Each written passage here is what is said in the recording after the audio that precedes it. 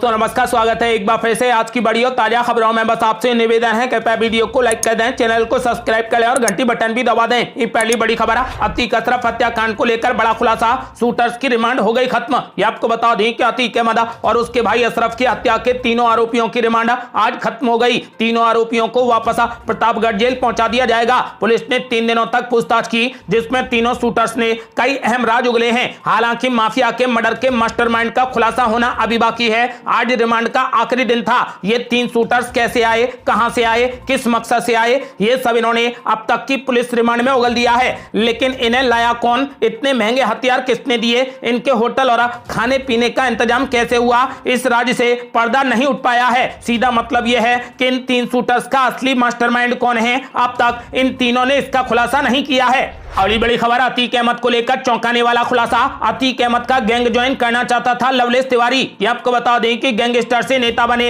अतीक अहमद और उसके भाई अशरफ के हत्याकांड के मामले में रोजाना नए नए चौंकाने वाले खुलासे हो रहे हैं। हत्या में शामिल आरोपियों में से एक लवलेश तिवारी ने पुलिस को बताया कि वो प्रयागराज में अतीक अहमद से मिल चुका है। पुलिस पूछताछ के दौरान लवलेश तिवारी ने कहा कि वो अतीक अहमद का खौफ, उसका वर्चस्व और उसके जलवे से इतना प्रभावित था कि वो उसका गैंग ज्वाइन करना चाहता था। इसके लिए वो प्रयागराज के चकिया दफ्तर अतीक अहमद से मिलने के लिए भी गया था। इस दौरान लवलेश तिवारी की अली से मुलाकात हुई थी। हालांकि किसी कारण के चलते लवलेश तिवारी उस दौरान अतीक अहमद का गैंग ज्वाइन नहीं कर सका। लवलेश तिवारी ने एसआईटी को बताया कि जब वो अतीक अहमद से मिला तो वो चकिया दफ्तर में सोफे पर बैठा हुआ था और उसके आसपास बंदूक लिए उसके लोग खड़े हुए थे। अतीक अहमद के सामने की तरफ बड़े बड़े कारोबारी और व्यापारी जमीन पर बैठे थे। लवलेश तिवारी ने बताया कि अतीक अहमद का ये वर्चस्व देखकर वो गैंग ज्वाइन करना चाहता था, लेकिन किसी कारणवश वो उस समय अतीक का गैंग ज्वाइन नहीं कर सका। अगली बड़ी खबर, 36 दिनों की फरारी, बार बार बदली लोकेशन, आखिरकार पकड़ा गया अमृतपाल सिंह। ये आपको बता दें कि 36 दिनों से फरार चल रहा खालिस्तान समर्थक अमृतपाल सिंह आखिरकार पुलिस के हत्थे चढ़ गया। अमृतपाल ने रविवार को मोगा पुलिस के सामने सरेंडर कर दिया। अमृतपाल सिंह के खिलाफ राष्ट्रीय सुरक्षा कानून यानी एनएसए के तहत मामला दर्ज किया गया है। पंजाब पुलिस ने 18 मार्च को वारिस पंजाब डे के मुखिया और उसके साथियों के खिलाफ अभियान शुरू किया था। इसके बाद से ही अमृतपाल भागा भागा फिर रहा था। पिछले 1 महीने में अमृतपाल को कई जगहों पर देखा गया था। उसने वीडियो भी जारी किए थे। एक के बाद एक साथियों के पकड़े जाने के बाद आखिरकार उसने भी सरेंडर कर दिया। इससे पहले पंजाब पुलिस ने राजस्थान, हरियाणा, उत्तर प्रदेश और नेपाल की सीमा से सटे इलाकों में उसकी तलाश की थी, लेकिन वो हाथ नहीं लगा था। आपको बता दें कि अब अमृतपाल सिंह को गिरफ्तार कर लिया गया है। और ये बड़ी खबर, बिना एक भी गोली चले गिरफ्तार हुआ अमृतपाल सिंह। मुख्यमंत्री भगवंत मान की अगुवाई में चलाया गया पूरा ऑपरेशन। ये आपको बता दें कि वारिस पंजाब डे के प्रमुख अमृतपाल सिंह की गिरफ्तारी को लेकर सूत्रों से बड़ी जानकारी मिल रही है। बताया जा रहा है कि अमृतपाल के मूवमेंट की पूरी जानकारी पुलिस से लगातार पंजाब के मुख्यमंत्री भगवंत मान को दी जा रही थी। पिछले 1 महीने में एक एक करके अमृतपाल के पूरे नेटवर्क को ध्वस्त कर दिया गया। 18 मार्च से इस अभियान की शुरुआत की गई थी। मुख्यमंत्री भगवंत मान के निर्देश पर पंजाब पुलिस लगातार कार्रवाई कर रही थी। आखिरकार आज सुबह 7 बजे अमृतपाल सिंह को गिरफ्तार कर लिया गया। अगली बड़ी खबर, भगोड़े अमृतपाल सिंह की गिरफ्तारी पर पुलिस का हाई अलर्ट, लोगों से शांति बनाए रखने की अपील। ये आपको बता दें कि पुलिस ने भगोड़े खालिस्तान के हमदर्द वारिस पंजाब डे के प्रमुख अमृतपाल सिंह को हिरासत में ले लिया है। अमृतपाल सिंह को पंजाब के मोगा से गिरफ्तार किया गया है। पुलिस ने उसका सरेंडर कराया। अमृतपाल को हिरासत में लेने के बाद पंजाब पुलिस ने लोगों से शांति बनाए रखने की अपील की है। आपको बता दें कि पुलिस ने अफवाह पर ध्यान न देने की भी अपील की है। अगली बड़ी खबर, मल्लिकार्जुन खड़गे ने कांग्रेस पार्टी की जीत का कर दिया बड़ा दावा। बोले हमारे एमएलए चोरी ना हो, इसलिए उनका ज्यादा स्टॉक रखना होगा। ये आपको बता दें कि कांग्रेस के अध्यक्ष मल्लिकार्जुन खड़गे ने कहा कि इस बार कर्नाटक चुनाव में कांग्रेस ही जीत रही है, हमारी पूरी तैयारी है। उन्होंने आगे कहा कि कर्नाटक में हमारे लिए महज करो के हालात हैं। उन्होंने इंडिया टुडे के कार्यक्रम में ये बातें कही। इस मंच से उन्होंने बीजेपी पर जमकर हमला बोला। इस दौरान कांग्रेस नेता मल्लिकार्जुन खड़गे ने कहा कि हम बेहतर होने की कोशिश करेंगे, क्योंकि कभी कभी हमारे एमएलए चोरी हो जाते हैं। इससे पार पाने के लिए हमें अधिक से अधिक सीटें जीतना जरूरी है। उन्होंने बीजेपी पर आरोप लगाया कि प्रेशर बनाकर बीजेपी ऐसा काम करती है। मल्लिकार्जुन खड़गे ने कहा कि कर्नाटक, महाराष्ट्र, मणिपुर, गोवा और मध्य प्रदेश में बीजेपी ने यही किया है, चोरी ना हो इसीलिए हमें एमएलए का अधिक से अधिक स्टॉक रखना चाहिए। उन्होंने दावे के साथ कहा कि जितना लोग सोच रहे हैं हमें उससे कहीं अधिक सीटें जीतनी होंगी। कांग्रेस अध्यक्ष मल्लिकार्जुन खड़गे ने कहा कि हमारे कार्यकर्ता कड़ी मेहनत कर रहे हैं और हम जीतेंगे। उन्होंने ये भी कहा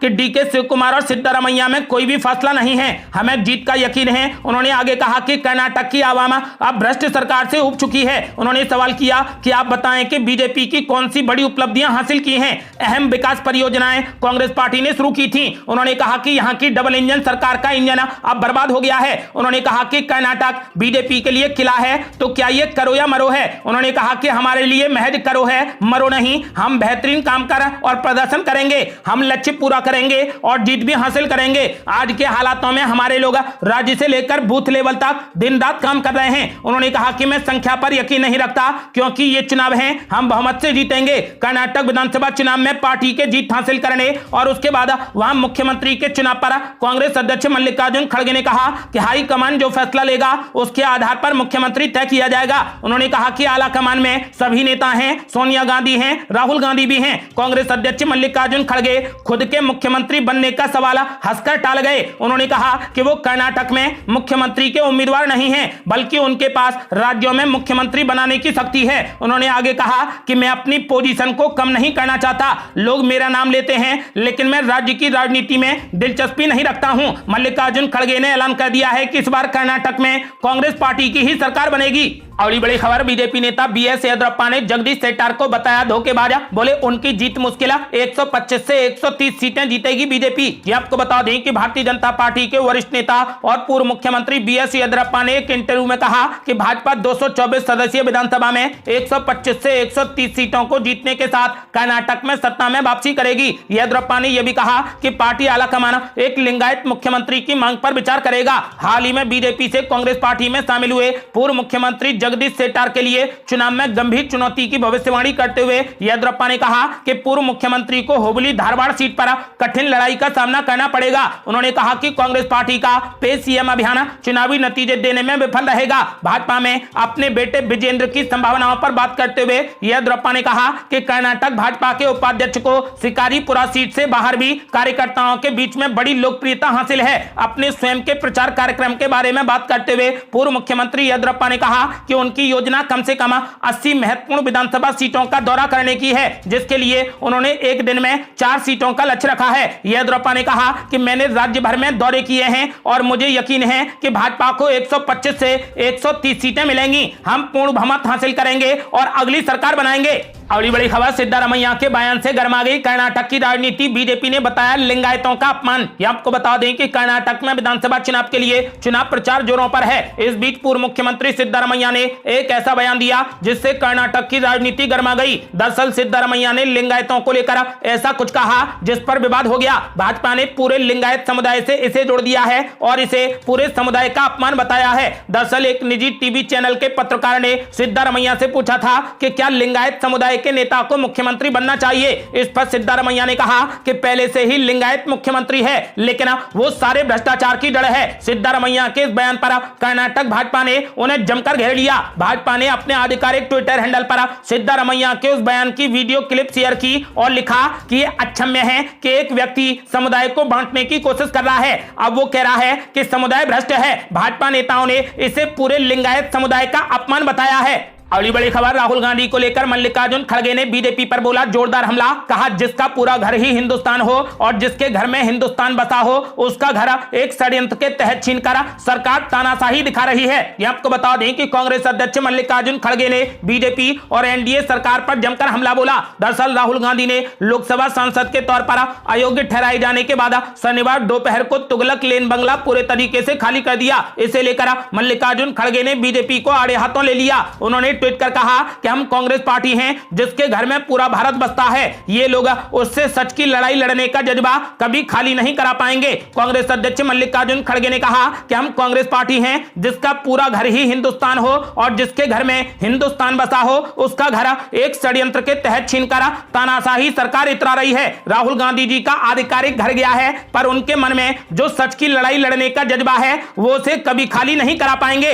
अगली बड़ी खबर, संजय राउत ने मुख्यमंत्री एकनाथ शिंदे शिंदे पर बोला जोरदार हमला, कहा डेथ वारंट जारी हो चुका है, 15 दिन में गिर जाएगी शिंदे सरकार। ये आपको बता दें कि संजय राउत ने बड़ा ऐलान कर दिया है। संजय राउत ने दावा किया है कि महाराष्ट्र में शिंदे फडणवीस सरकार अगले 15 दिनों में गिर जाएगी। संजय राउत ने कहा कि सरकार का डेथ वारंट जारी हो चुका है। संजय राउत के इस दावे से एक बार फिर से राजनीतिक हलकों में हलचल मच गई है। इस बीच संजय राउत ने इस बारे में बात करते हुए कहा कि सब अपना अपना गणित पेश कर रहे हैं, लेकिन हम नतीजे का इंतजार कर रहे हैं। संजय राउत ने कहा कि मुख्यमंत्री और उनके 40 लोगों की फिलहाल जो हुकूमत है वो अगले 15 से 20 दिनों में गिर जाएगी। मैंने एक बार कहा था कि फरवरी तक सरकार गिर जाएगी, लेकिन कोर्ट का फैसला देर से आ रहा है, लेकिन यह सरकार टिकने वाली नहीं है। इस सरकार का डेथ वारंट जारी हो चुका है। संजय राउत ने कहा कि अब यह तय हो गया है कि कौन और कब हस्ताक्षर करेगा। अगली बड़ी खबर, पश्चिम बंगाल में नाबालिग की हत्या के बाद मचा बवाल, भड़की हिंसा, दुकानों में लगाई गई आग, पुलिस से भी हो गई झड़प। ये आपको बता दें कि पश्चिम बंगाल के कालियागंज इलाके में एक 17 साल की नाबालिग लड़की की कथित तौर पर बलात्कार के बाद हत्या कर दी गई। इस मामले के सामने आने के बाद से ही पूरे इलाके में हिंसा भड़क उठी है। इस घटना के बाद बंगाल की सियासत में भी उबाल आ गया है। पुलिस के मुताबिक कि नाबालिग बच्ची गुरुवार की शाम से ही लापता थी। बाद में शुक्रवार को स्थानीय लोगों को उसका शव एक नहर में तैरता हुआ मिला। पुलिस अधिकारियों ने बताया कि कालियागंज इलाके में स्थानीय लोग भारी संख्या में सड़कों पर उतर आए, दुकानों में आग लगा दी, जिसके बाद पुलिस को आंसू गैस के गोले दागने पड़े और भीड़ को तितर-बितर करने के लिए स्टन ग्रेनेड का इस्तेमाल करना पड़ा। नाबालिग का शव एक तालाब के पास से बरामद होने के कुछ ही घंटों बाद दो पक्ष आपस में भिड़ गए थे। पुलिस ने कानून व्यवस्था बनाए रखने के लिए आंसू गैस के गोले दागे और जमकर लाठीचार्ज किया। अगली बड़ी खबर, पीएम मोदी की पहल के बाद सूडान से सुरक्षित निकाले गए भारतीय नागरिकों समेत 150 से ज्यादा लोग सऊदी अरब ने दी जानकारी। ये आपको बता दें कि पूर्वोत्तर अफ्रीका के देश सूडान में संघर्ष छिड़ने के बाद वहां रहने वाले भारतीयों को लेकर राहत की खबर आई है। सऊदी अरब ने शनिवार को घोषणा की है कि संघर्ष प्रभावित सूडान से भारतीयों समेत भाईचारे वाले और मित्र देशों के 66 लोगों को सुरक्षित निकाल लिया गया है, जबकि सऊदी के नागरिकों को मिलाकर यह संख्या 150 के पार पहुंच गई है। सुरक्षित निकाले गए लोगों में विदेशी राजनयिक और अधिकारी भी शामिल हैं। इन सभी लोगों को जहाज के जरिए शनिवार को सऊदी अरब के शहर पहुंचाया गया। सऊदी अरब के अलावा 12 देशों के नागरिकों को सुरक्षित निकाले जाने की घोषणा की गई है। आपको बता दें कि अपने लोगों को निकालने के लिए पीएम मोदी ने घोषणा की थी। ये थी अब तक की बेहद बड़ी खबरें। आपका क्या मानना है? क्या कर्नाटक में इस बार कांटे का मुकाबला है या फिर कांग्रेस पार्टी जीत हासिल करेगी? अपनी राय हमें वीडियो लाइक कर कमेंट बॉक्स में जरूर दें। ऐसी ही ताजा और न्यू अपडेट जानने के लिए हमारे चैनल को लाल बटन दबाकर सब्सक्राइब करें और घंटी बटन भी दबा दें। जल्दी मिलते हैं बड़ी अपडेट के साथ, तब तक के लिए जय हिंद, जय भारत।